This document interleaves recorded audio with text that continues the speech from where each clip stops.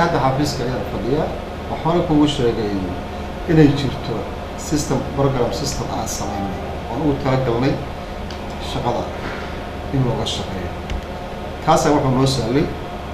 لما بدأ عادها القيمين يجرى هل كان أنا كلا صعب دخل حرانة يجرى هل كان أنا كلا صعب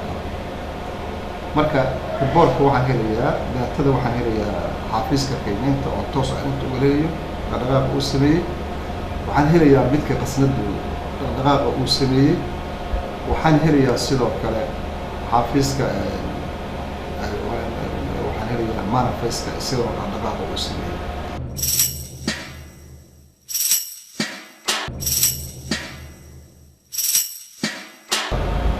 qaybo faa'iido ka kooban qaybo furdada xamar ayaa gacanta ah ayaa ku haysa waa qaybaha socodsiinta shaqada caadiga ah qaybaha lacagta wuxuu loo yimaadaa xisaabiyaha xafiiska xisaabiyaha guud kuleetooyinka lagu qoro lacagaha la qaado laguna fasaxayo badeecadaha waa dukumiinti ayuu leeyahay xafiiska xisaabiyaha kontaroolkiisana isaga iskale wuxuu loo yimaadaa maalin walba saacad go'an ayuu loo yimaadaa wuxuuna nagula xisaabtamaa xisaabaadkii shalayto aan qabanay isagoo marka hore la soo xisaabtamaya bangiga maanta uu ku leeyahay dekada shughulaheeda marka uu la soo xisaabtamo xisaabaadkiisa uu soo xiro ayuu annaga noo soo laabtay wuxuu nagu hubiyaa lambarka siri numberku shalay meesha uu joogay buleetada iyo meesha lagu xiray ayuu hubiyaa wuxuu sii kontaroolaa marka xisaabaadka dhaqdhaqaaqa xisaabaadka sameeyay markuu intaa iswaafajiyo wuxuu haddana dib u hubiyaa rasiidka bangiga dhexe uu soo siiyo qofka ganacsatada ah ee annagu aan ka reebay markii habkaas jeekankaas la isku wada sameeyo ayaan waxaan kala qornay warqad oo noogu caddaynayo inaan shaqaynay waqtigaas qabanay lacagtaas warqadaas marka waxaa kala saxiray 3 qaybood xisaabiyaha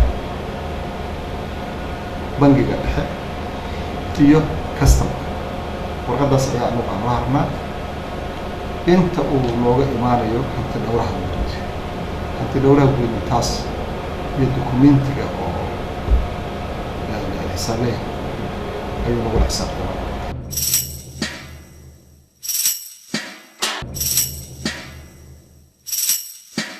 kaas ay ugu qabtaan warqadda ay ugu qabtaan waa warqadda cagaaran ee kore warqaddaas marka loogu qabto qofka warqaddan wuxuu la tagaa wasaaradda maaliyadda waaxda customka waxayna u soo jiraan lacagta ugu qaadaan buleetadaas oo ah buleeto la yiraahdo taqaanaa muxuu ahaa import ama export markaas nooca la canshuura buleetadan markii hore waxaa sameeyay oo furdada si xafiiska xisaabiyaha guud xafiiskayga waa buleeto diwaan gashan oo sharciyeysan lacagta ku qoran warqadan iyo lacagta ku qoran warqadan waa israaciil waad u jeedin waa 2583 tan waa lamid waa same waraaqahan dhamaan waa saas maalintii marka shaqada activity-ga ay dhamaato oo la soo rawxo subaxii waaga marka uu bariyo waxaa meesha ku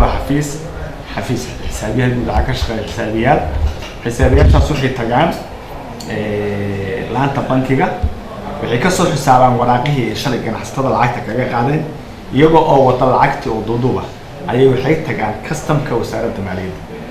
iyagana waxay ka qaadaan ay ka soo aruursan buleetooyinka waad arkaysaan intaanoo buleetaa waa lacagtii lagu shaqeeyo one day hal maalin lacagtii lagu shaqeeyo waaye marka intaas markay ka soo qaataan oo ay soo qaataan kadib total ay ka sameeyaan waxay u jaraan warqadan oo la yiraahdo form 35 afqaal nuura F35 form kaasi macnihiisu waxa waaye waa formka lacagta lagu deposit gareeyo oo lagu dhiga bangiga dhexe lagu deposit gareeyo waxaa saxiixo xisaabiyaha wakiilka ka socda asaxiixa intana waxaa shaabad ku dhufta bangiga dhexe ee Soomaaliya shaabadaas macnaheedu waxa waaye lacagtaasi bangiga way gaartay qasada dhexe dowladda ayay gashay macnaheedu la fuliyey waa la fuliyey ha Allah intaa kadib waxaa loo jaraa customka warqadan la yiraahdo RFIga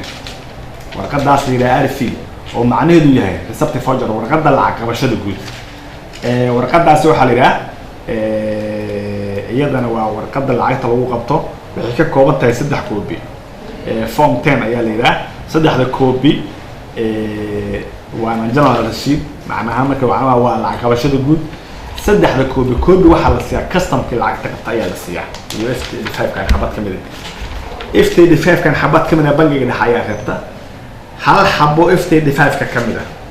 iyo hal xabo oo kamid ah warqadiina waxaa la keenaa xafiiska xisaabiyaha guud warqadii saddexaadna waxay ku hartaa buugga lacag qabashada waa taas jaalaha ah waxay ka kooban tahay koobiga koobaad qofka lacagta laga qabtay oo ah furdada soo careysa lacagta koobiga labaad xafiiska xisaabiyaha guud koobiga saddexaadna wuxuu ku haraa buugga lacagtaasi saas ayay waxay ku gashaa qasnada dhexe ee dowladda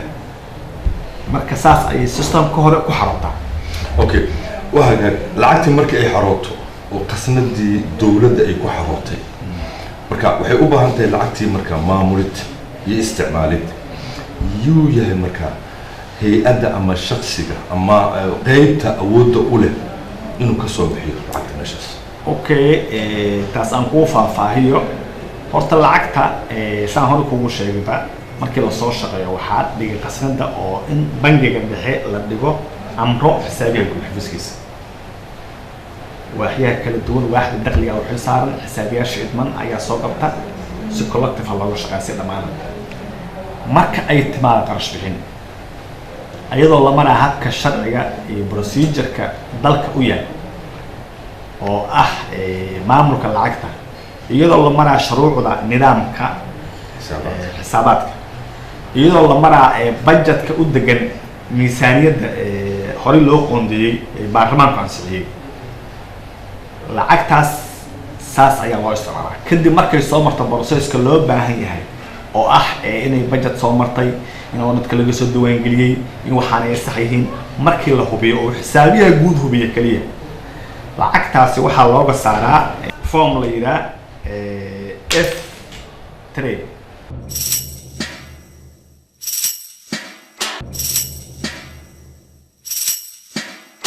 warqadan waa warqadii oo lacag bixinta dalka u tiilay oo sharcigu qeexay hay'ad kasta oo budget leh haysato anagana hore u siin markii hore oo processka la sameeyay waa warqad loogu talagalay lacag bixinta hay'ad kasta iyada ayaa soo codsanaysa marka ay F16 warqad la yiraahdo oo budgetka soo maraysa kadib ay hesho oo lacag bixinta la joogo warqadan hay'ad kasta iyada soo codsanaysa waxay toos u keensanaysaa xafiiska xisaabiyaha guud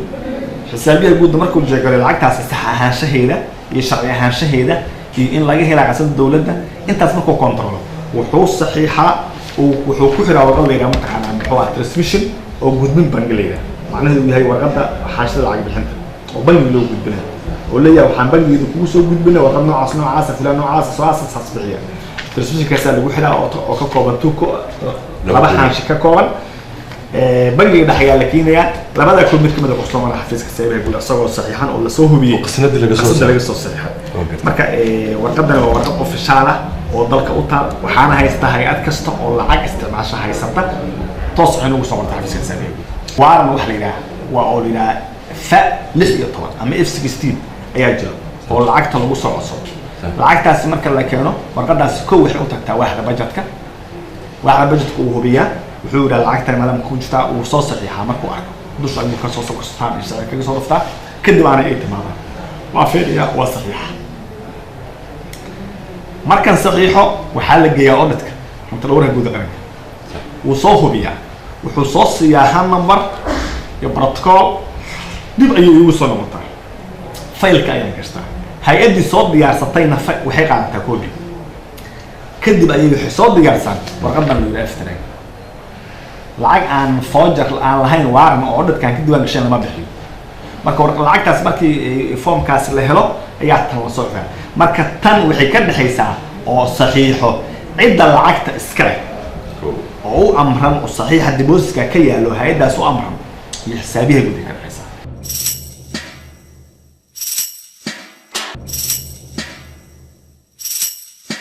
lacag ka saarista qasnada single treasury state ee bangiga dhexe waxaa awood u leh oo kaliya xisaabiya wasiirka maaliyadda ka saari karin agaasimo guudan ka saari karin ra'iisul wasaaraha ka saari karin madaxweynaha ka saari karin every kasta oo mas'uul ah oo kale oo ka saari kara ma jiro sanadka dawladda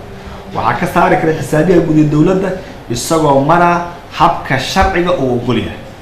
oo financial regulationka oo fasaxa asoo nidaamka saxda mara isaga ayaa ka saari kara waxaa jira sideedaba lacagta waxay ku baxdaa waxa la yiraahdaa madax iyo madaxige ama heer iyo sabheer waxay ka leedahay lacagta lacag loogu talagalay mushaaraad lacag loogu talagalay kunno lacag loogu talagalay safar lacag loogu talagalay mataqaanaa operation cost ama running cost sida loo yaqaan qarashka xafiiska lacag waliba meeshii loogu talagalay ay gelaysaa hay'adda intaysan macnaha lacag soo codsan ka hor waa inay iska hubisaa horta budget ma ii yaalla mase madaxan mushaarka laga bixinayo lacag inta la igu jirto bishii sameeqiya aan leeyahay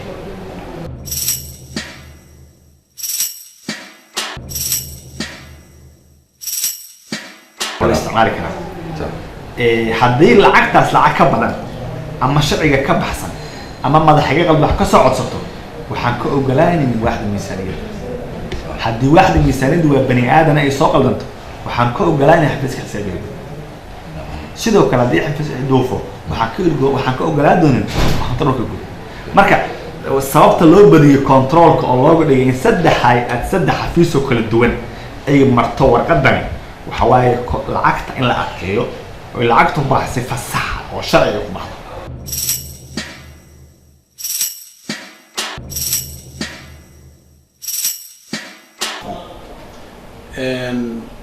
waxa weeyaan caalamku wax walba nala jecel yihiinba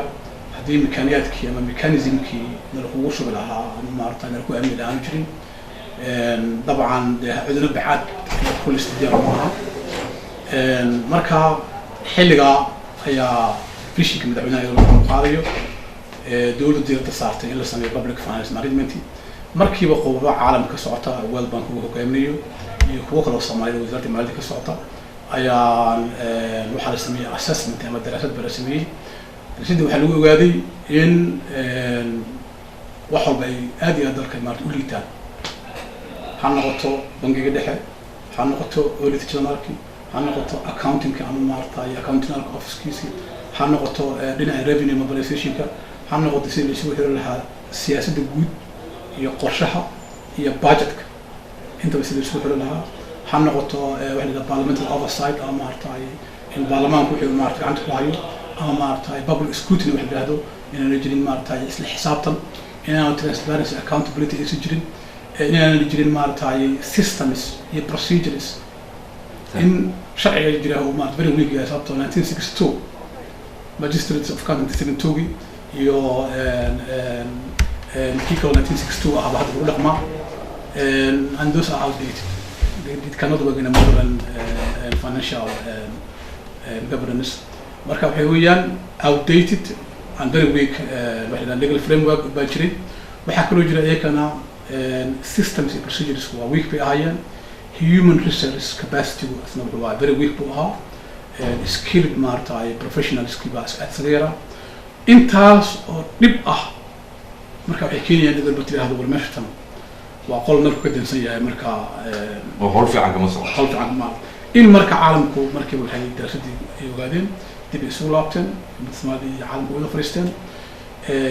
waxa la qaybsaday dhibka meesha yilay dhammaan hay'adaha caalamka ayaa qaybsaday cid walba meel bay tireen halkan ba maarta ka qaybiyay Soomaaliya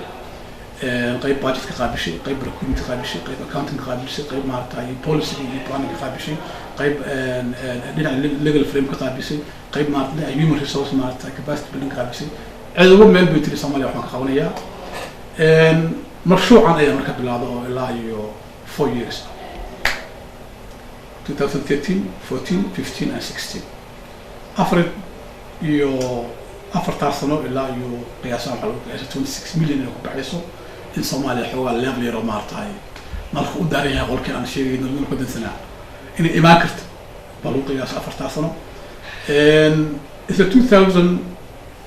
2013 دراسدي يا بريزل كي يا مشروع effective كيس بان ودني 2014 جنايو أي waxaa soo dhamaadeen Febraayo labadeedina mashruucan baa bilaabay wuxuu ku bilowday 4 milyan bar World Bank uu maartay sponsor gareeyeen Nederland 4 milyan oo Africa Development Bank sponsor gareeyeen ilaa 2014 inta baan ku shaqeynay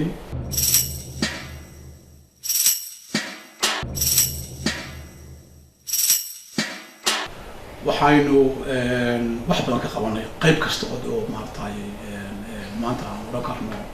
wasaaradda maaliyadda iyo qaranku inta yartaa oo ma dhaqaaqayso ilaa hadda laga tilmaami karo waxaanu bilownay markiiba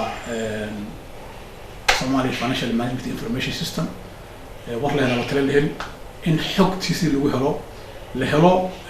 shixnad ama maartay network isku xiriir dhamaan hay'adaha wax soo aruuriya iyo kuwa wax bixiya iyo kuwa qaata intaba kaasu oo tijaabo ahay wuxuu isku xiray bangiga dhexe wuxuu isku xiray wasaaradda maaliyadda gudaheeda oo ah xisaabiyihii guud qaybta accountantiga sidoo kale auditor general ku xiray wuxuu ku xiray intaas kasoo revenue wuxuu sidoo kale ku soo xiray in la helo maartay human resource data jirtay oo National Civil Service Commission ku soo xiray intaas network isku xiray ayaa jira oo rumaantii from this month insha Allah ta'ala by the end of this month live noqonaya wixii maanta dekada naga soo gala within a second maartay account general ku yaqaan maanta wixii soo galay wasiirku yaqaan wixii soo galay systemkaas oo sahlaya in wax loo maartay la trace gareeyo si maartay live ah in maartay wixii maanta soo galay wadanka ogaatid wixii ka baxay aad ogsoonaatid in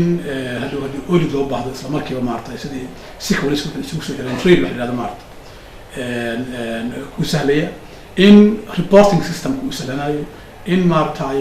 account system ku sahlanayo in wixii ay transparent noqonayaan within 5 minutes less than 2 minutes biqaanaysa in xisaabiyaha guud oo button taabto oo last whole 1 year wadanka wixii soo galay wixii ka baxay just that button rib oo soo daabacmo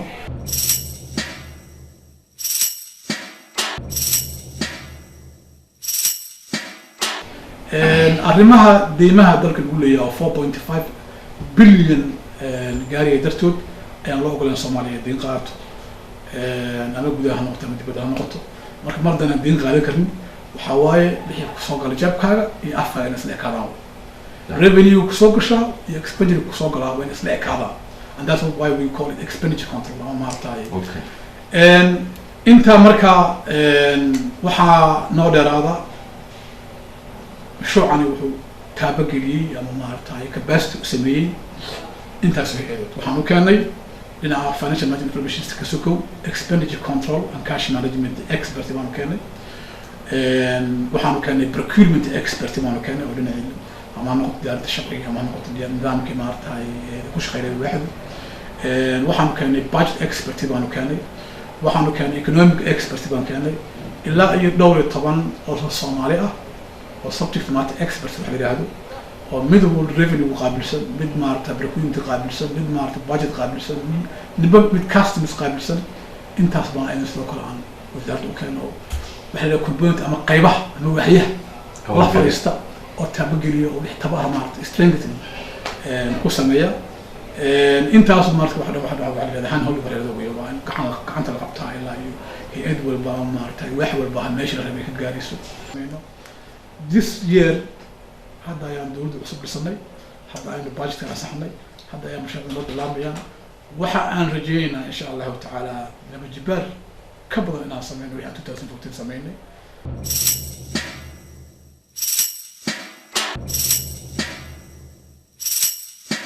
وأروي حقت مالية دوران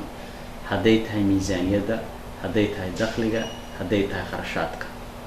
السيستم كان waxaa nagala shaqeeyay World Bank ga nagala shaqeeyay bangiga adduunka wuxuuna ku yimid waagii shirkii uu ka dhacay Copenhagen ba waxa donorska ama dadbixiyaashu u baahdeen in Soomaaliya dakhliga iyo sida wax u baxaan iyo wax u soo galaanba inay ogaadaan oo u dhaco isla xisaabtan sababtu waxa weeye waxa la rabaa in wixii ay noqdaan wax isxira oo reconcile garooba marka dakhligana soo galay budgetkii iyo miisaaniyadii la sameeyay iyo kharashaadkii baxay iyo lacagtii soo xarooto oo bangiga intuba waxa weeye inay isla ekaadaan oo markii la sameynayo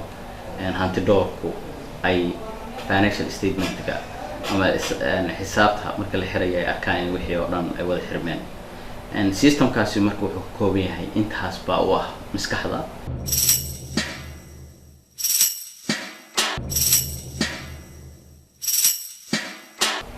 waxaan oo dhan waxay ku salaysan yihiin waxa la dhaho charter of accounts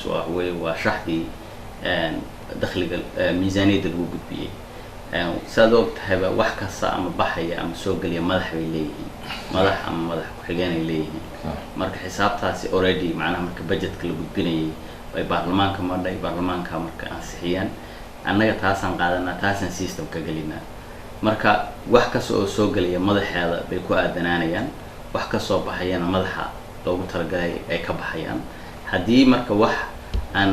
soo gelin ama waxaan miisaaniyadda ku jirin la bixiyo la damco in la bixiyo systemku waa diidaya kabacdina waxaan samayn karaa markii ay xisaabtu dhammaato ama quarterly ha ahaato ama 6 biloodba mar ha ahaato ama monthlyba ha ahaato sida habda madaxda sare ee dowladda ay go'aan ku soo gaaraan in report laga sameeyo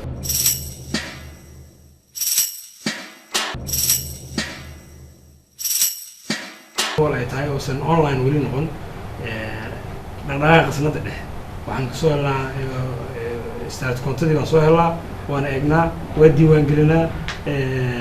waxaan leenahay bille ayaan markaa ka dhignaa annagu marka billaan usoo saarnaa iyaga 10 casho ama week baan uga soo qaadanaa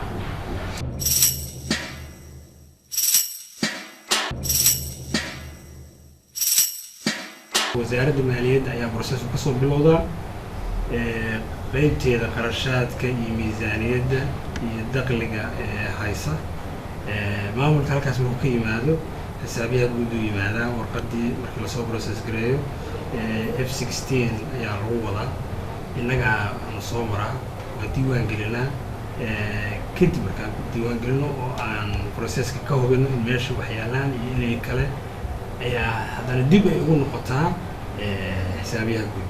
annagu shaqadeedu waa dabagal iyo hubin waxaan hubinaa qarashaadkii iyo dakhligii meesha soo galay inuu yaalo in si sax u soo galay in lagu qabtay boonada xisaabiyaha guud iyo in kale receipt iyo support document aan inaan lacag la qaban karin la bixin karin innaga taas aan dabagal iyo hubin ku sameynaa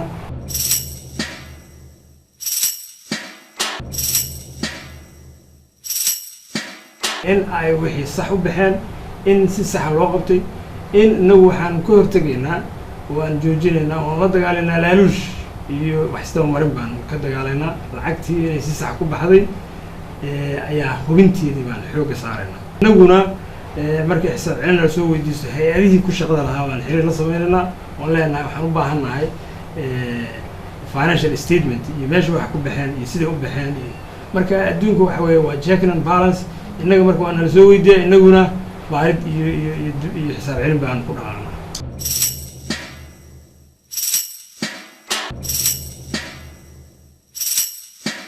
national priority amaba mudnaanta dawladda ay leedahay oo ubad qaranku leeyahay budgetka marka waxyaalaha ugu muhiimsan ay maaragtay wasaaradda maaliyadda u leedahay inay mandate ahaan amaba shaqo ahaan ay u leedahay marka budgetku waxa weeyaan waa tool amaba aalad loo adeegsado in lagu gaaro ahdaaf cayiman oo dawladdu markaa ay rabto inay gaadho ahdaafta markaa way kala duwanaan period bay leeyahay ama xilliyay kala leeyihiin kala duwan budgetka wax kale ma aha waa tool sidoo kale u dhaxeeya dadweynaha iyo muxuu ahaayey dawladda ama la dhihi karo waa agreement ama heshiis ka dhaxeeya dawladda ila dadweynuhu waa dadka bixinaya lacagta canshuurta bixinayaan muxuu ahaay dhaqaalaha dawladda soo galaya sidii loo manage gareyn lahaa iyo ciddii sidii manage gareyn lahayd iyo ciddii maaragtay bixi lahayd waxaana dawladda noqonaysaa dadweynuhu cidda bixinaysa lacagta marka waa document u dhaxeeya shacabka iyo dawladda oo lagu qeexayo ama maaragtay wixii dadweynaha laga qaaday qaabkii loo shaqayn lahaa lagu shaqayn lahaa muxuu ahaayey activity lagu bedeli lahaa sidoo kale budgetku waa documenti amaba file sharci ah oo iskama imaado ama wasaaradda maaliya kuma eka waa heer level qaran ah baarlamaanka ansixiya sidoo kale budgetku waa siyaasadda dowladda oo la lacageeyey ama maaragtay la qorsheeyay loo kala saaray breakdown loo yeelay processka markaa meel buu ka bilowdaa si sharciyana meel buuna ku dhamaadaa normally budgetka waxaa la sameeyaa dalkan wadamadu kale waa kala duwan yihiin qolaba siday waqtiga qaadataa laakiin dowladdeena Soomaaliya waxay qaadataa periodka ama xilliga budgetka wuxuu ka bilowdaa January ilaa December 31 marka wuxuu ku dhisan yahay wax la yiraahdo cash basis wuxuu ku dhisan yahay amaba lacag dheelitir cashan marka dowladdu sanadka ay soo saaraysa miisaaniyaddu waxay simid garaysaa dhammaan dakhliga ay heli karto iyo qarashka ay geli karto ku xiran yahay markaa prioritiska ama mudnaanta dowladdu ay rabto inay gaadho processku marka waa dheer yahay